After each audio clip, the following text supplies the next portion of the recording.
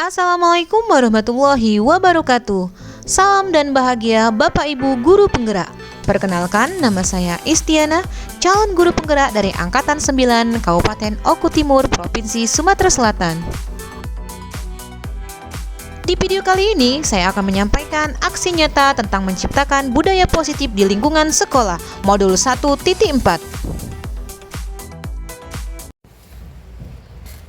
Assalamualaikum warahmatullahi wabarakatuh.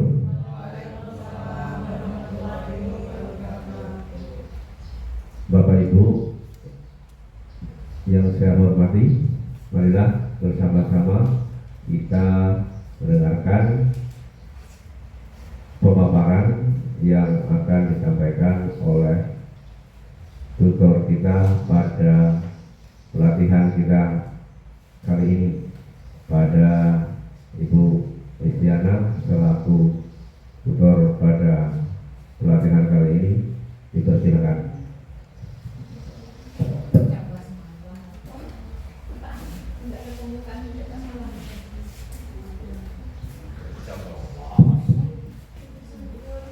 Bismillahirrahmanirrahim. Assalamualaikum warahmatullahi wabarakatuh. Waalaikumsalam warahmatullahi wabarakatuh.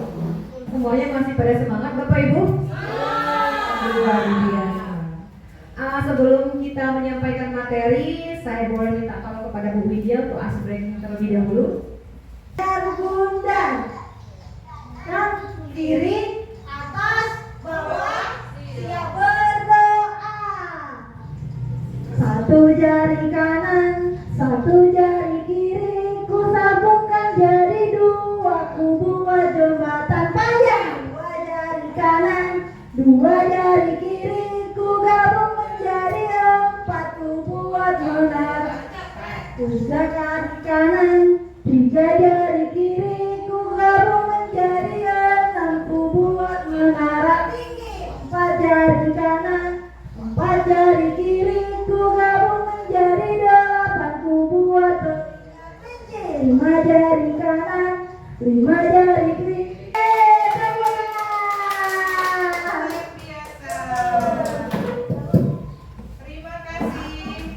Terima kasih Bu Widya, silakan duduk kembali. Terima kasih Bapak Ibu yang luar biasa ya untuk semangatnya hari ini.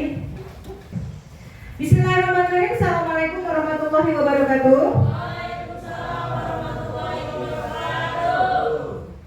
Salam hangat dan salam bahagia untuk kita semua.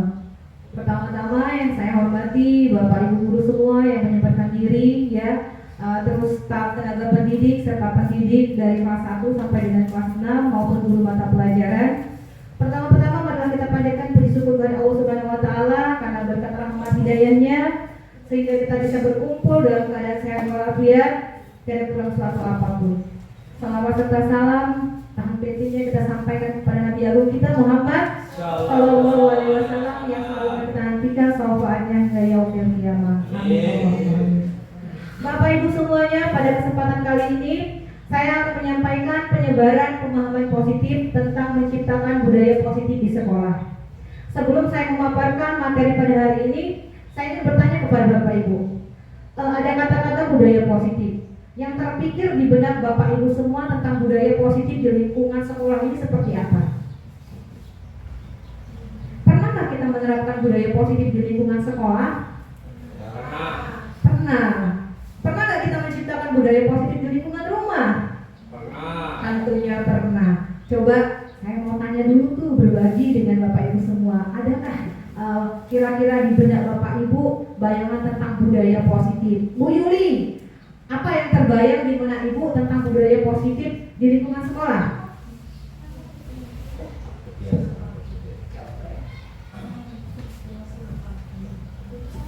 Tentunya kita sebuah instansi sekolah ya, ada namanya penerapan penciptaan yang namanya budaya positif, ada tata tertib, keyakinan kelas, kesepakatan, apa-apa yang tidak boleh ya kan di kelas kan, atau misalkan ada konsekuensinya kepada siswa yang melanggar, tentunya pernah.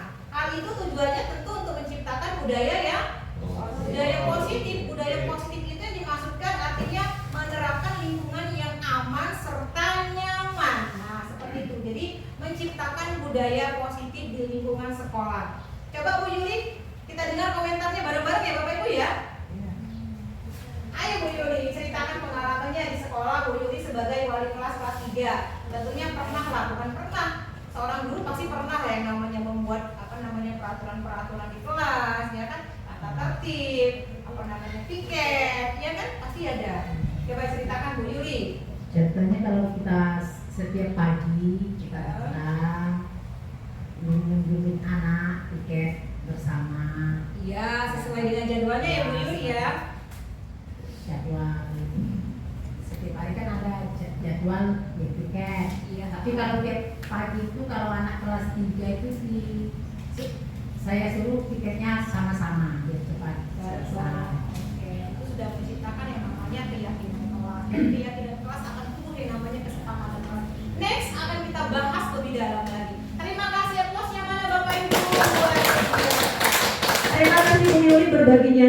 Jadi kalau misalkan kita berbicara tentang budaya positif, tentunya itu khususnya untuk menciptakan suasana lingkungan yang aman, nyaman, dan memiliki nilai-nilai yang positif. Kalau misalkan ke arah yang negatif, bukan budaya positif namanya. Benar gak sih?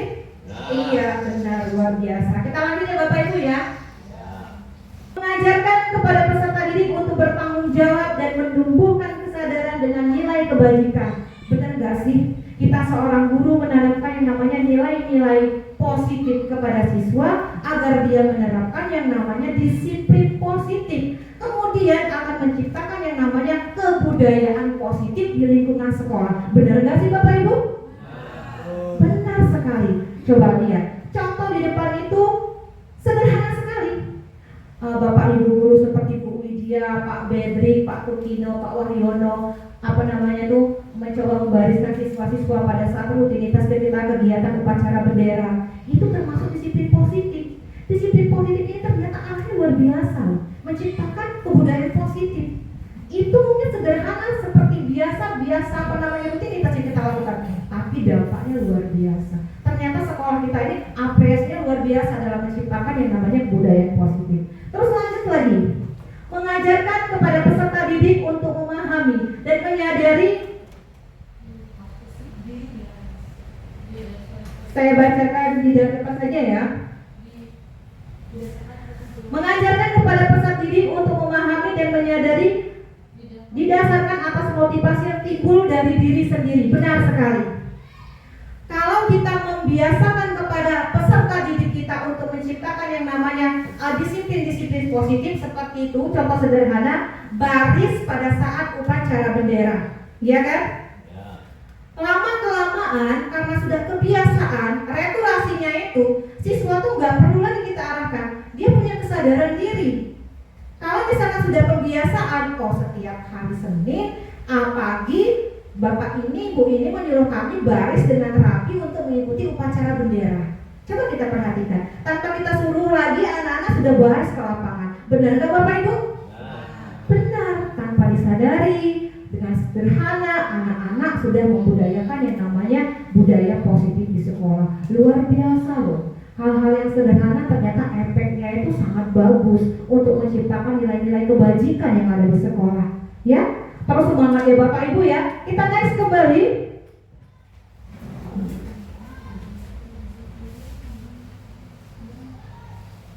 Nah, ini antara keterkaitan filosofi Ki Hajar Dewantara dengan yang namanya menciptakan budaya positif di lingkungan sekolah. Menurut filosofi Ki Hajar Dewantara, di mana ada kemerdekaan, disitulah harus ada disiplin yang kuat. Kalau kita mau merdeka, kita harus punya disiplin. Jangankan untuk memerdekakan, kalau misalkan anak didik kita tuh mau menjadi anak yang cerdas, atau kita mau mencapai tujuan yang ditargetkan. Tentunya kita mempunyai tahap-tahap yang itu harus dilakukan sesuai dengan jadwal dan waktunya. Benar nggak Bapak Ibu? Contoh, kita mengharapkan yang namanya anak-anak didik kita berangkat pagi. Tentunya kita dulu yang berangkat pagi. Benar seperti Bapak Ibu? Iya, kita namanya mau menciptakan yang namanya budaya bersih lingkungan. Kita lihat dulu, kalau kita sebagai guru tidak mencontohkan yang namanya membersihkan lingkungan, tentunya anak didik tidak tahu. Kita sebagai guru ada apa? Guru itu sebagai apa Bapak Ibu? Saya mau dengar suaranya. Guru itu menurut Ibu Ngadina sebagai apa, Bu? Teladan dan contoh. Luar biasa. Tepuk tangannya aplausnya buat Ngadina. Guru itu sebagai teladan atau contoh yang baik oleh peserta didik. Memang kalau sebagian waktu yang namanya siswa itu nggak selamanya di sekolah, ada sebagian waktu lagi mereka itu di lingkungan rumah. Artinya apa? Keterkaitan antaranya pengaruh siswa itu dari guru hingga orang tua itu berkesinambungan. Kalau untuk menciptakan yang namanya siswa yang luar biasa, tentunya harus memiliki orang tua yang luar biasa dan guru yang luar biasa. Bisa Bapak Ibu untuk menjadi guru yang luar biasa? Bisa, insya Allah. Diniatkan ya. Next lagi pemahaman selanjutnya.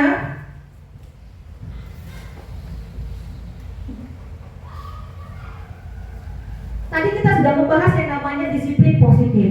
Sekarang masuk lagi kebutuhan dasar manusia. Minta bantuan Bu Ella, apa sih kebutuhan dasar manusia itu? Dari kelima itu coba dibacakan Bu Ella. Penguasaan, kasih sayang merasa diterima, bertahan hidup, kesenangan dan kebebasan. Iya, ada 5 yang namanya kebutuhan dasar manusia. Yang pertama itu bertahan hidup, kasih sayang dan rasa diterima, penguasaan, kesenangan, serta kebebasan. Kita kaji lagi lebih dalam. Yang dimaksud dengan bertahan hidup itu seperti apa? Ada yang mau menyampaikan? Bertahan hidup seperti apa? Memang yang namanya manusia itu ada yang namanya sifat untuk bertahan hidup. Contohnya apa? Makan, benar sekali. Membutuhkan rumah, benar nggak? Membutuhkan tempat tinggal, tempat perlindungan. Ada lagi selain butuh makan, butuh tempat tinggal. Kalau kendaraan itu butuh nggak kira-kira? Iya, benar sekali. Salah satu kebutuhan dasar manusia itu bertahan hidup, makan dan tempat tinggal agar dia merasa aman. Selanjutnya ada lagi kasih sayang dan rasa ingin diterima.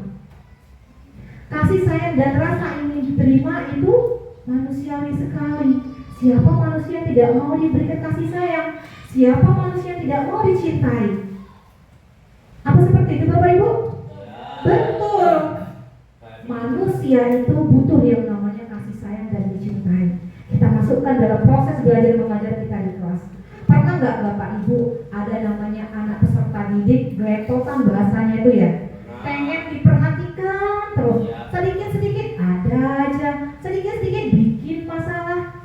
Coba kita pikir, oh kalau misalkan kita masuk ke kebutuhan dasar manusia, mungkin si anak ini butuh kasih sayang, butuh perhatian dari saya seorang guru. Bukan berarti dia itu ngalem, bukan, ya? Bukan dia tuh pengen diperhatikan secara khusus, bukan. Berarti kalau kita kaji lebih dalam lagi ya, mungkin di rumahnya orang tuanya sibuk, ibunya kerja, ayahnya kerja, sehingga yang ada di sekolah itu hanya ada guru. Disitulah dia tempatnya meminta kasih sayang dan cinta. Bunga Adinem sudah 4 kali nguapnya. Minum dulu Bunga Adinem ya. Semangat Bunga Adinem. Enggak lama kok. Sudah 4 kali. Hati-hati kesedot. Lanjut lagi. Penguasaan. Kalau misalkan kita bayangkan ya, kebutuhan dasar manusia, penguasaan, apa sih hubungannya dengan kebutuhan dasar manusia dengan penguasaan? Seperti apa contohnya? Yang dipikirkan oleh Bapak Ibu semua tentang penguasaan itu seperti apa? Negatif atau positif kan? Positif. Saya mau dengar dulu menurut pendapatnya Pak Bedri, coba disampaikan. Penguasaan dalam arti kata positif itu seperti apa Pak Bedri? Mencari dan memiliki barang yang kita inginkan, sehingga jadi penguasaan kita, tentunya motor, mobil. Iya, menjadi hak milik kita ya, penguasaan kita, benar sekali. Yang kedua, Terus memilih istri atau suami pengalaman hidup. memilih suami atau istri untuk menjadi pendamping hidup ya Pak Bedri. Iya. Aplaus dulu lah luar biasa buat Pak Bedri. Betul sekali Pak Bedri. Kita sebagai Ibu jangankan anak didik kita yang sudah tua seperti ini sudah menjadi guru katanya. Guru itu hebat loh, digugu dan ditiru. Padahal kita juga manusia biasa. Benar nggak sih Bapak Ibu? Kita juga yang namanya ada butuh penguasaan. Penguasaan itu seperti apa?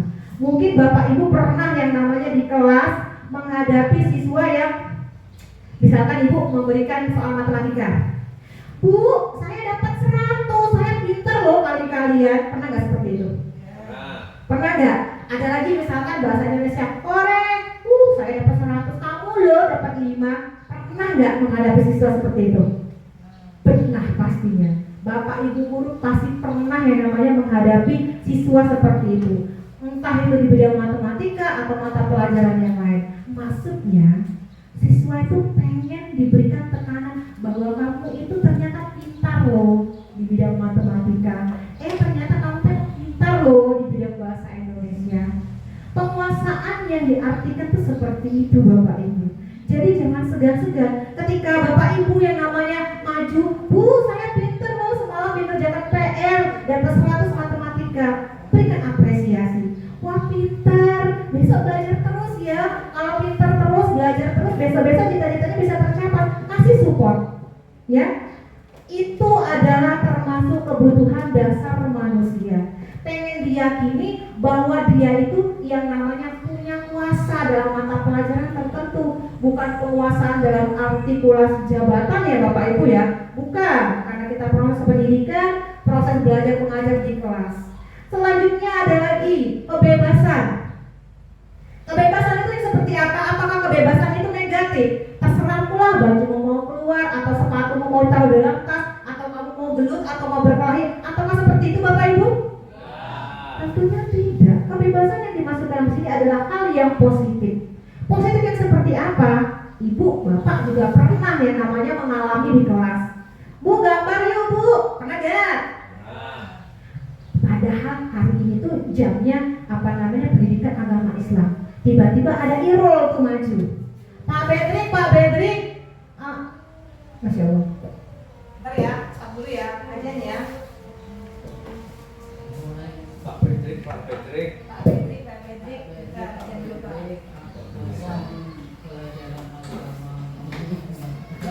Irun soal apa? Murni.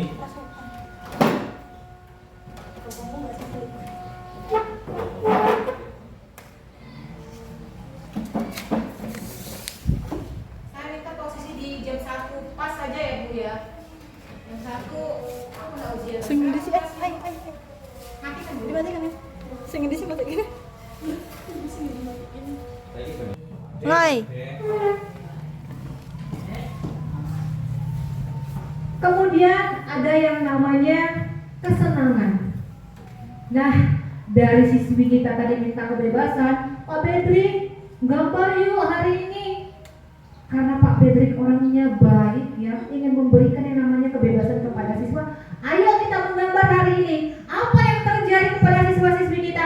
Hore! Bahagiakah mereka? Bahagia. Ternyata seorang guru itu untuk yang namanya memberikan kebutuhan dasar kepada manusia, khususnya kepada siswa itu dengan cara yang mudah. Kalau kita pahami tentang semua yang kita lakukan adalah usaha terbaik kita untuk mendapatkan apa yang kita inginkan. Ketika kita mendapatkan apa yang kita inginkan, sebetulnya saat itu kita sedang memenuhi satu atau lebih dari satu kebutuhan dasar sebagai manusia. Dari 5 kebutuhan dasar manusia itu, Bapak Ibu guru pernah gak menerapkannya di kelas? Pernah, pastinya. Seorang guru itu adalah salah satu orang tua di sekolah yang paling dekat dengan siswa. Pasti pernah yang namanya memperhatikan kebutuhan dasar manusia. Kita next lagi ya Bapak Ibu ya.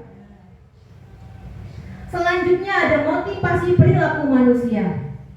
Motivasi itu apa? Support dan dukungan. Perilaku manusia, bagaimana seorang guru itu memberikan motivasi atau dukungan yang luar biasa agar perilaku siswa kita itu bisa mencerminkan perilaku yang baik hingga mencapai yang namanya kebudayaan positif. Motivasi perilaku manusia ini tujuannya untuk apa? Yang pertama, untuk menghindari ketidaknyamanan atau hukuman. Maksud dari untuk menghindari ketidaknyamanan atau hukuman itu seperti apa? Contoh, tentunya Bapak Ibu pernah yang namanya, bukan pernah ya, sudah menerapkan yang namanya kesepakatan kelas. Ada tata tertib yang Bapak Ibu sepakati antara guru dan siswanya.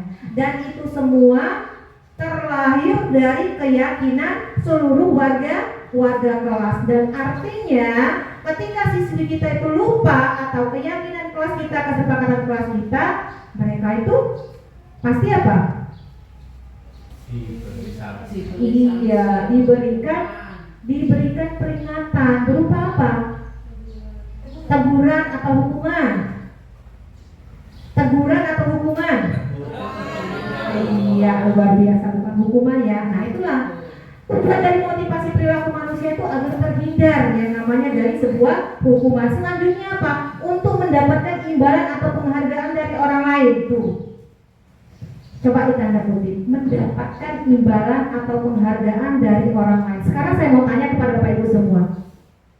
Ketika ada seorang siswa melakukan hal yang luar biasa, seperti mendapatkan nilai 100, terus kita memberikan yang namanya reward atau pujian atau mendapatkan memberikan tips lah, seperti uang, itu positif atau negatif?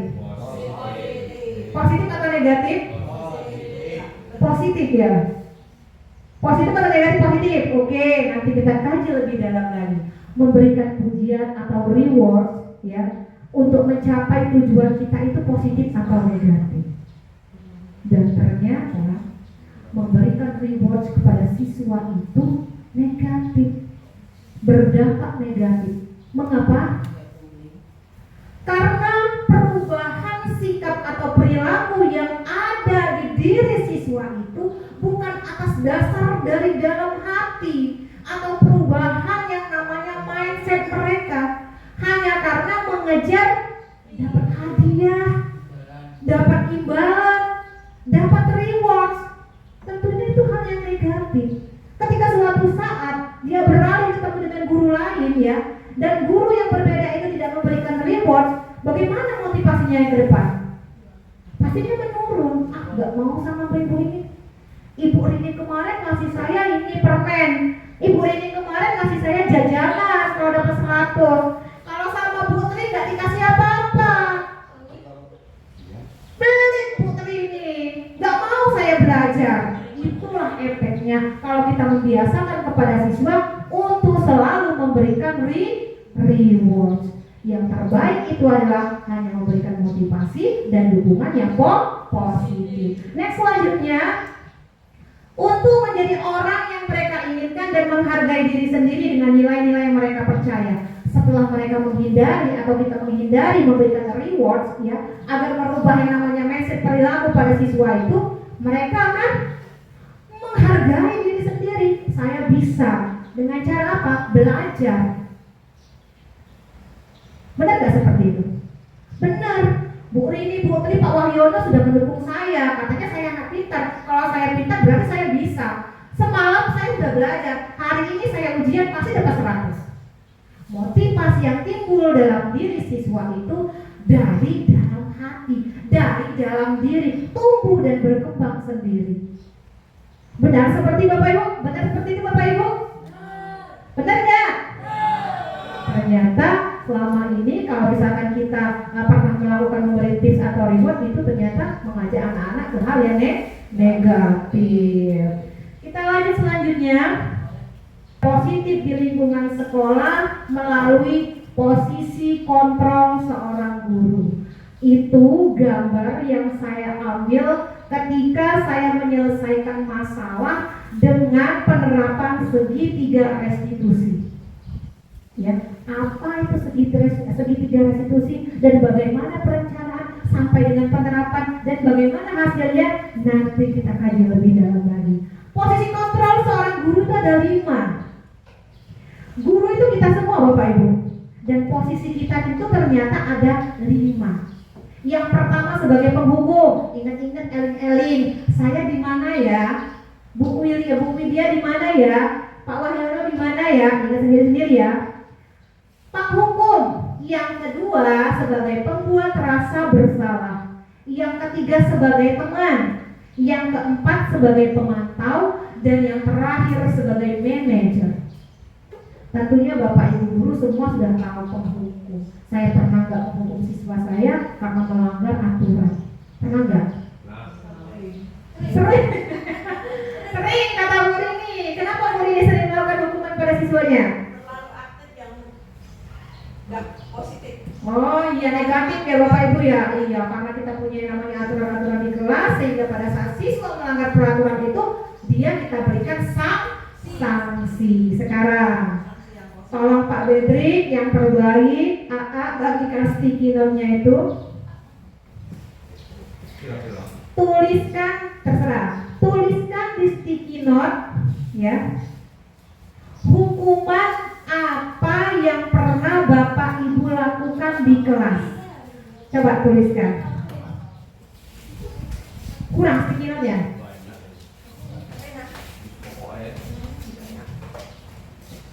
Pernah nggak ya? Ini membersihkan WC. Kalau kita simpulkan kebanyakan Bapak Ibu membersihkan tong sampah ini. Itu yang sama. Oh iya, benar. Bau banget kalau nggak disiram. Iya benar. Kalau kita tarik kesimpulan, memang selama ini kita pernah yang namanya memberikan sanksi atau hukuman kepada siswa, bukan berarti kita membenci kepada siswa ya kan? Untuk sekedar mengingatkan kepada mereka agar mereka tuh memiliki efek jera. Dari efek jera tersebut, mereka tidak melakukannya lagi. Betul nggak Bapak Ibu? Harapannya seperti itu. Nah, mindset kita yang selama ini memberikan yang namanya sanksi, bisa nggak kita ubah dari hukuman menjadi konsekuensi? Contoh, ada tadi yang namanya anak membuang sampah sembarangan, ya. Si Irul membuang sampah sembarangan, tepat di depannya Bu Laila. Marahlah Bu Laila. Kan kita kan punya yang namanya budaya merawat kebersihan lingkungan sekolah. Ayo kamu lari lapangan sana, bersihin punguti sampah seluruh itu. Itu jenis hukuman, membuat efek jera. Beda ya. Tapi kita ubah dengan konsekuensi seperti apa? Irul membuang sampah sembarangan. Irul, karena kamu sudah membuang sampah sembarangan, sekarang ambil sampah yang kamu buang dan buangkan ke kotak sampah. Itu konsekuensi. Paham? Ingat apa namanya, bisa membedakan hukuman dan konsekuensi? Contoh lagi. Kalau hukuman itu untuk memberikan efek jera, tapi kalau konsekuensinya untuk menanamkan dan mengingat apa yang sudah mereka lakukan, ya. Kesalahan apa yang sudah mereka lakukan dan mencoba untuk selalu mengingat. Beda dengan hukuman. Kalau hukuman itu lebih ke efek jera, kapok lah, suruh lari, kapok lah. Terus contoh lagi, Pak Bedri, misalkan siapa lagi, Bu Yuli masuk ke perpustakaan, ternyata tiba-tiba ada anak kelas 4 main-main di perpustakaan, berantakan bukunya. Ibu capek-capek ya, nyusun buku, kamu anaknya mana? Bukan, kata Bu Yuli. Sini kamu, cewek kupingnya, ya kapok. Besok-besok gak usah lagi ya ditaburkan bukunya. Terus Bu Yuli melakukan apa? Tak jewer Bu. Biar kenapa? Tak hukum. Biar dia tuh jerah Bu. Biar besok gak naburkan buku lagi. Kita rubah mindsetnya menjadi konsekuensi. Nah, kamu sudah menaburkan semua berantakan yang namanya buku di sini. Sekarang biar tidak terulang lagi, kamu susun dan kembalikan keraknya seperti semula. Itu konsekuensi. Bisa ya merubahnya ya? Bisa. Artinya besok kalau kita membudayakan yang namanya agar anak tidak melakukan kesalahan lagi, serta mengingat apa yang sudah dilakukan dengan cara memberikan konsekuensi. Luar biasa. Terus apa lagi? Pembuat rasa bersalah. Pembuat rasa bersalah ini contohnya seperti ini. Gara-gara kamu berisik ya, materinya ini gak nyampe. 1 satu kata. Terus apa lagi? Gara-gara kamu lari bolak-balik, akhirnya kelas ini kotor. Apalagi? Seakan-akan memberi rasa bersalah kepada siswa itu. Apalagi kira-kira? Nah, ya. Makanya dari tadi kamu ngobrol terus sih. Nggak bisa kan sekarang dapat 0? Benar nggak seperti itu? Paling sering kita terapkan, paling sering kita ucapkan. Gara-gara kamu tuh ngobrol terus sama temennya, makanya nilai kamu tuh anjlok. Besok kalau ngobrol terus gimana mau naik kelas? Mulai tuh ibu gurunya ngoceh ya. Nah itu yang namanya membuat posisi kontrol guru sebagai membuat rasa bersalah terhadap siswa. Kira-kira positif atau negatif Bapak Ibu? Positif? Gak apa-apa. Saya suka ada perbedaan ya. Ada warna-warni. Kalau tidak ada perbedaan, tidak ada warna-warninya. Benar gak Kak Pedri? Iya. Kadang positif, kadang negatif. Pernah, pasti kita sebagai guru tuh pernah. Gara-gara kamu ngobrol tuh, makanya nilai kamu tuh jelek. Besok-besok nilai kamu misalkan nggak naik kelas, nangis. Biasa tuh guru bilang gitu ya. Terus ada lagi yang nomor 3, sebagai teman. Sebagai teman tuh seperti apa coba? Pernah nggak Bapak Ibu guru menerapkan posisi guru nih ya, posisi saya sebagai guru, tapi seakan-akan seperti teman kepada siswanya? Pernah. Pernah. Seperti apa coba Pak Bedri? Contohnya seperti apa coba? Ya. Ayo Bu Widya sini coba. Contoh kan enggak? Kalian berdua, Pak Bedri gurunya, Bu Widya siswanya. Sini. Ayo, kasih semangat plusnya. Ayo maju. Ayo sini coba contohnya diterapkan. Contohnya Bu Widya, gurunya saya jadi rasanya lah. Boleh. Pak Pedri hero ya hero. Ayo sini Bu Widya. Ayo cepet.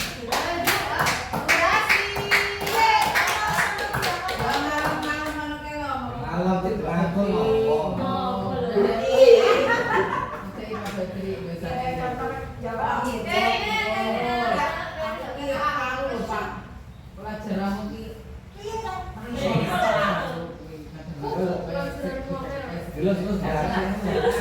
Apa raskal? Sebagai teman.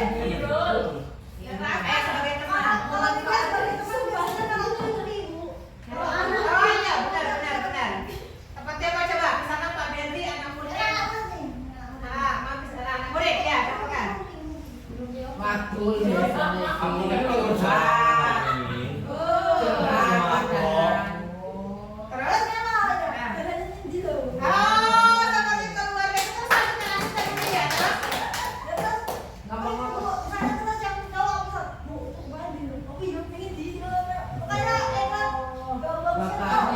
Oke, artinya tidak ada batasan seperti restoran atau luar. Kalau Pak Bedri seperti apa? Biasanya diajak bercerita. Semalam aku nonton TV lho Pak. Mencinta itu menceritakan pengalaman pribadi. Saling curhat. Amune kayak guru ayu-ayu.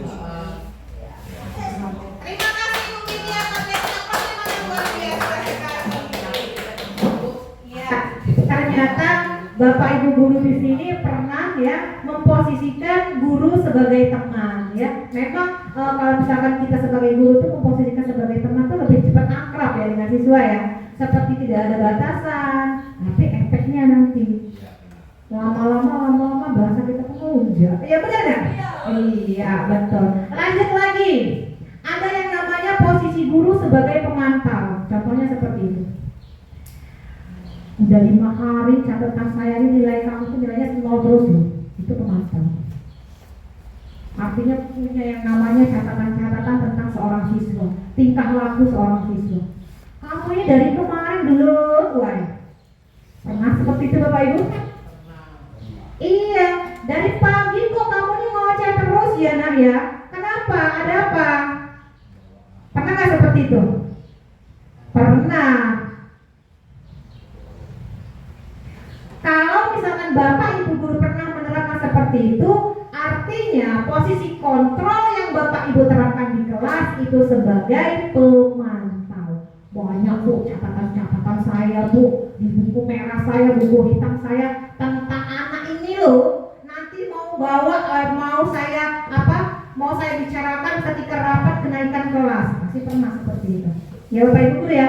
Dan terakhir itu adalah posisi kontrol sebagai manajer seperti pada gambar yang di depan yang pernah saya lakukan dan saya terapkan ya untuk mencari solusi dan menyelesaikan masalah. Apa sih perbedaan antara keempat itu dengan posisi kontrol yang terakhir sebagai manajer?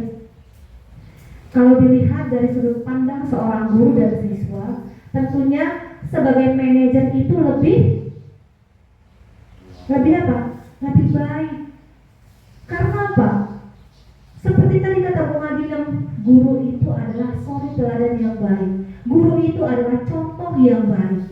Kalau kita memberikan contoh dan menanamkan nilai kebajikan kepada siswa, insya Allah siswa itu akan mengikuti.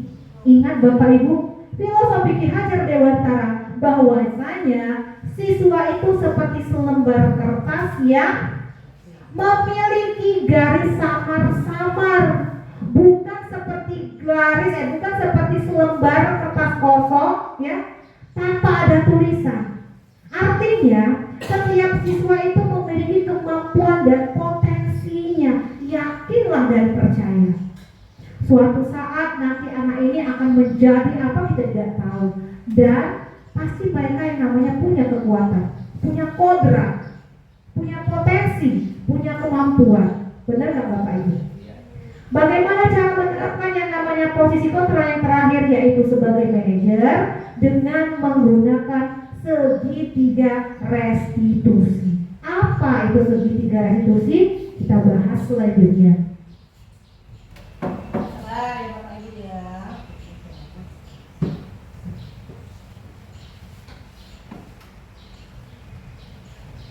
Dalam menciptakan budaya positif di lingkungan sekolah, selanjutnya ada yang namanya membuat keyakinan kelas. Kalau keyakinan sekelas saat ini ya, kalau zaman dulu itu kita tuh sering disebut dengan tata tertib. Kalau dulu tuh namanya tuh tata tertib, benar nggak? Tata tertib yang harus harus dilakukan oleh siswa-siswi SD Negeri Karangpinangun. Satu, bajunya tidak boleh keluar. Yang kedua, ini bla bla bla bla bla. Siapapun yang melanggar aturan dan tata tertib ini akan diberikan hukuman dan sanksi. Tanpa adanya keyakinan kelas dulu, tanpa adanya kesepakatan kelas dulu, siswa itu tiba-tiba harus patuh aja, nggak lagi seperti itu. Bagaimana menciptakan keyakinan kelas? Bagaimana timbulnya namanya kesepakatan kelas? Ada proses. Tata tertib tidak dipakai lagi, kita rubah menjadi keyakinan kelas atau kesepakatan kelas. Contohnya seperti ini. Mestinya pertama tadi kita tuh bikin kesepakatan dulu selama yang namanya pelatihan seperti ini.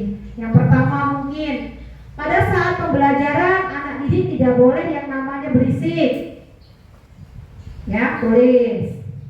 Terus apa lagi? Tidak boleh telat datangnya, tulis. Tidak boleh keluar masuk kalau tidak ada kepentingan atau ke toilet, tulis. Ada lagi enggak? Membiasakan masuk ke ruangan dengan mengucapkan salam, tulis. Sebelum memulai kegiatan membiasakan dengan berdoa, tulis. Bacakan. Ini loh nak, keyakinan kelas kita. Coba, adakah nilai-nilai positifnya? Mengucap salam ketika masuk ruangan kelas positif atau negatif nak? Positif Bu. Baik atau buruk? Baik. Lanjut lagi. Tidak boleh berisik pada saat belajar. Baik atau buruk nak? Baik Bu. Ini keyakinan kelas dulu ya Bapak Ibu ya. Selanjutnya lagi tindakan yang salah. Balikkan lagi ke Davidnya. Tapi apakah David tahu kesepakatan yang sudah kita sepakati di dalam kelas? Dia akan coba mengingat. Ingat ya, tidak boleh langsung. Ya makanya jangan main game, biar gak ngantuk. Gak boleh seperti itu. Kita rubah. Bagaikan kita posisi David, anak tersebut itu seperti apa? Saya ulang sekali lagi. Iya sih, kalau ibu jadi di posisi David mungkin sama, ibu juga merasa ngantuk. Main game tengah larut sampai dengan jam 12. Mungkin juga ibu akan ketiduran di dalam kelas.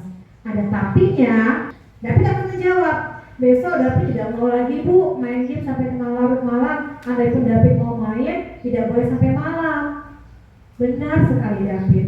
Ya, itu namanya menanyakan keyakinan. Timbullah muncul, gak kita paksa, dia sendiri yang ingat. Ya berarti besok kita tuh, saya tuh gak boleh main game malam-malam. Kalau misalkan mau nonton game atau mau main game, harus ada batas waktunya. Kalau misalkan mempunyai batas waktu, pasti kita tidak mengatur di dalam kelas. Bu Ella sakit ya? Cek berarti itu guys. Atau mau izin Bu Ella?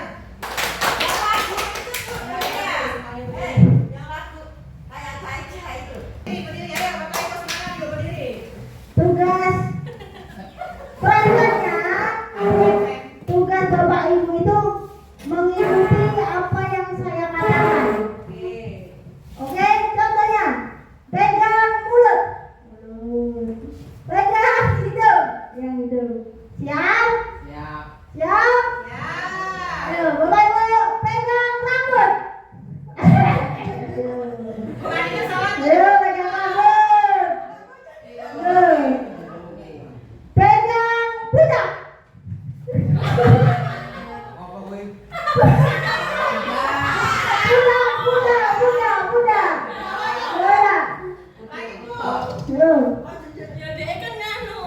Ikuti apa yang saya katakan.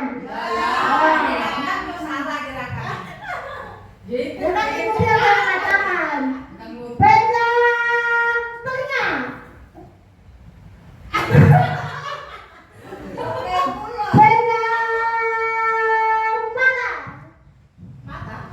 mata.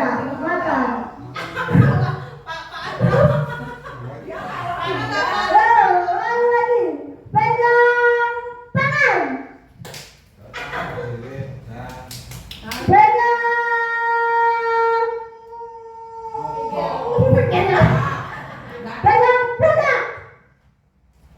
pundak. Pegang kepala. Sudah? Terima kasih Bu Widya dan Bapak Ibu guru yang luar biasa. Ada yang masih kurang fokus ya tadi ya? Suruh pegang pundak, pegangnya kaki. Ada yang pegang kepala, pegangnya telinga. Bu Khadijah masih ngantuk? Masih.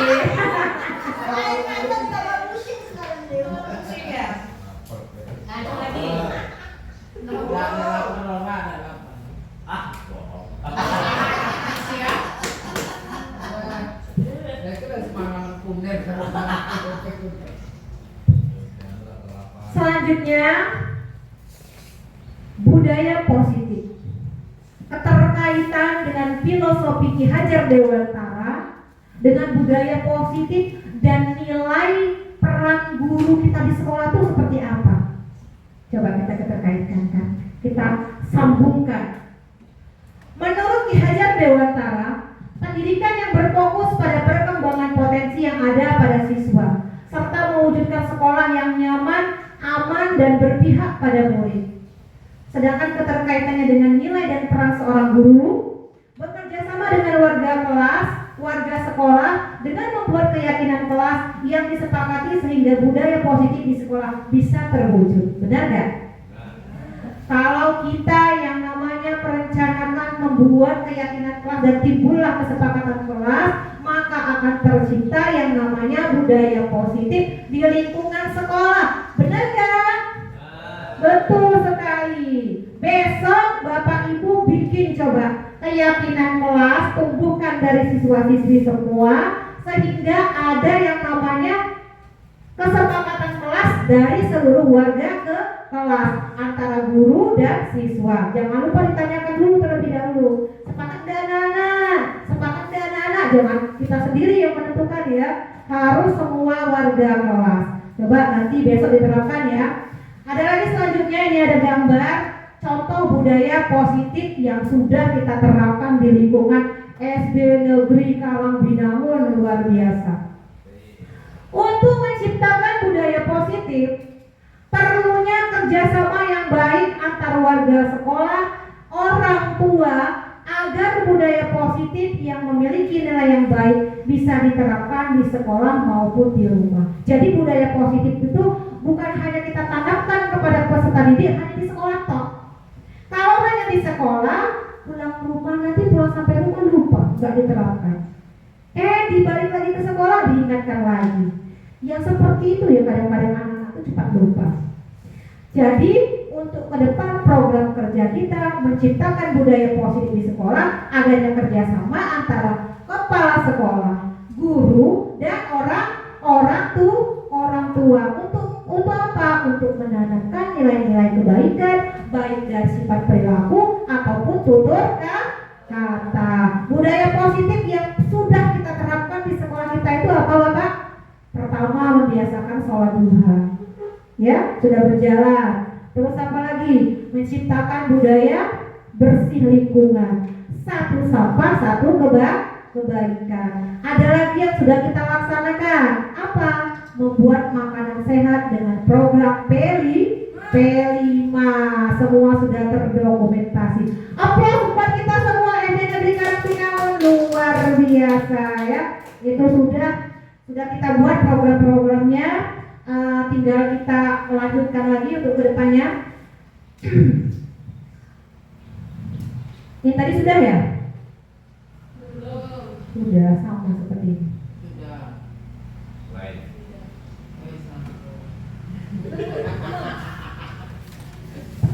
Ya begitulah Bapak Ibu. Jadi untuk menciptakan yang namanya budaya positif di lingkungan sekolah itu adanya harus perlunya ada kerjasama antara kepala sekolah dan guru serta orang tua.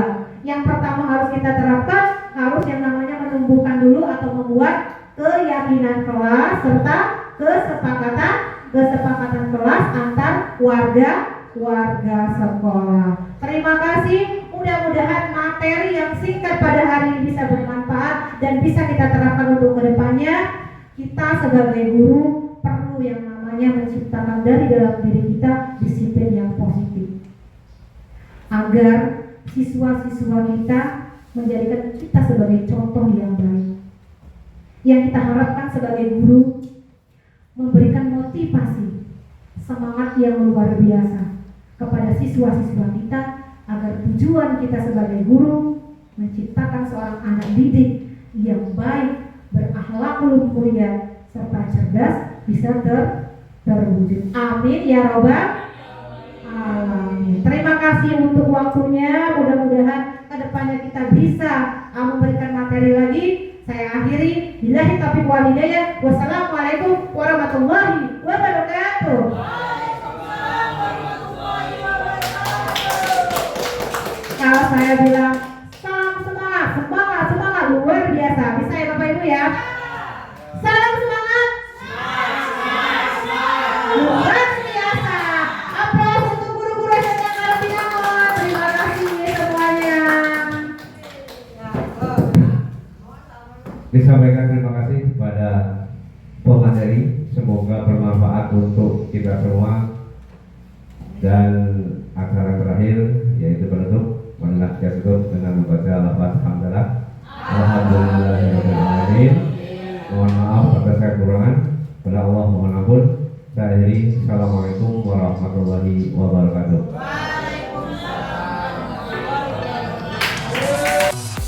Budaya positif merupakan hal yang sangat penting untuk menciptakan pendidikan yang berkualitas di sekolah. Salam tergerak, bergerak, dan menggerakkan. Wassalamualaikum warahmatullahi wabarakatuh.